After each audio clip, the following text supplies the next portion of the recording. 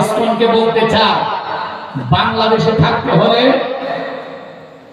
নিজেদের মতো থাকো, খবরদার মুসলমানদের দিকে চোখ তুলে তাকানোর চেষ্টা করো না।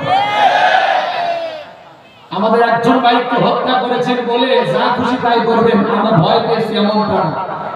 আমাদের ভদ্রতাকে দুর্বলতা মনে করবেন না।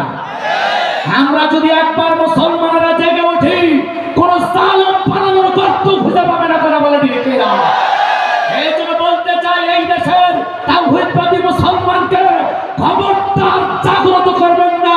এই দেশের মুসলমানেরা যদি একবার জেগে ওঠে, কোন জালেমের অস্তিত্ব খুঁজে পাওয়া যাবে না। শান্ত আছি, শান্ত থাকতে দেন। কথা বলে ঠিক কি না?